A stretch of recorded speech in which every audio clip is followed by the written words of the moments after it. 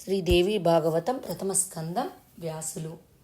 మన్వంతరాలన్నింటా ద్వాపరయుగం ఉంటుంది. ప్రతి ద్వాపరంలోనూ విష్ణువే వ్యాసుడుగా జన్మించి ధర్మచింతనతో యథావిధిగా పురాణాలు రచించాడు.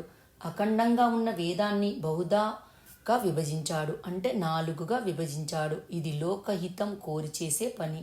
కలియుగంలో విప్రులు అల్పాయుష్కులుగా స్వల్పబుద్ధులుగా ఉంటారని తెలిసే కలియుగం వచ్చినప్పుడల్లా పుణ్యప్రదమైన పురాణ సంహితను అందిస్తుంటాడు వ్యాసుడు. వేదశ్రవణాధికారం కొందరికి లేదు కాబట్టి వారి హితం కోరి ఇలా పురాణాలను రచించాడు.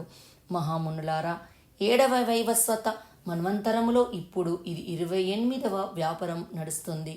అందుకని సత్యవతీ సుతుడుగా వ్యాసుడు జన్మించాడు.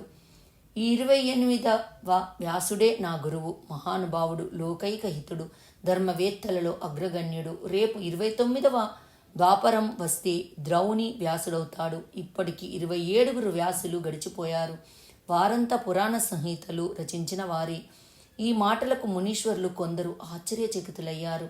గడిచిన ద్వాపర యుగాలలో పురాణకర్తలైన ఆ వ్యాసుల్ని గురించి క్లుప్తంగానైనా చెప్పమని అడిగారు. మునిసత్తములారా, మొదటి ద్వాపరంలో స్వయంభువుడే స్వయంగా వేద విభజన చేశాడు. 2వ ద్వాపరంలో ప్రజాపతి వ్యాసుడయ్యాడు. 3వ ద్వాపరంలో ఉపనసుడు, 4వ ద్వాపరంలో బృహస్పతి, 5వలో సవిత అంటే సూర్యుడు, 6లో మృత్యువు, 7లో మగవుడు, 8లో వశిష్ఠుడు, 9లో సారస్వతుడు, 10లో త్రిధాముడు, 11లో త్రివృషుడు, 12లో భరద్వాజుడు, 13లో అంతరిక్షుడు, 14లో ధర్ముడు, 15లో త్రయూర్యుని, 16లో ధనుంజయుడు, 17లో మేధాతిథి, 18లో ప్రతి, 19లో అత్రి, 20లో గౌతముడు, 21లో ఉత్తముడు వ్యాసులయ్యారు. అటుపైన వరుసగా వేణుడు, సోముడు, తృణబిందువు, భార్గవుడు, శక్తి, జాతుకర్యుడు వ్యాసులుగా కర్తవ్యం నిర్వహించారు.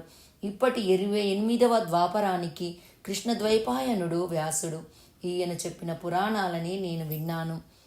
ఈ కృష్ణద్వైపాయనుడికి శకుడు అనే కుమారుడున్నాడు. అరణి సంభవుడు, గొప్ప వైరాగ్యభావ సంపన్నుడు. వ్యాసుడు దేవీ భాగవతం రచించి కొడుకుతో చదివించాడు. అప్పుడే వ్యాసుడు ముఖతః నేను దీన్ని విని యథాతథంగా గ్రహించాను. కరుణాసముద్రులు మా గురువుగారు. శుకుడు సందేహాలకు సమాధానాలుగా ఈ దేవీ భాగవత రహస్యాలన్నీ విడమర్చి చెప్పారు. అయోనిజ్యుడైన ఆ బుద్ధిమంతుడితో పాటు నేను విని ఆయా విశేషాలను కొంత తెలుసుకోగలిగాను.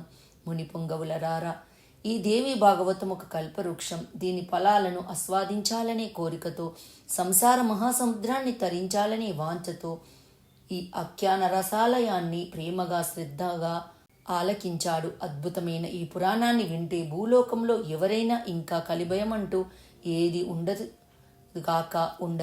భగవతీ నామాంకితమైన ఈ మనోహర పురాణాన్ని నిజంగా వినాలని కోరికతో కాకపోయినా ఏదో ఒక వంకతో విన్నప్పటికీ చాలు. ఎంతటి పాపాత్ముడైన ఆచారదూరుడైన పుణ్యాత్ముడవుతాడు. ఇహలోకములో సకల భోగాలు పొంది పరలోకములో యోగీశ్వరులకు మాత్రమే దక్కి సుస్థిర స్థానాన్ని గెలుచుకుంటాడు.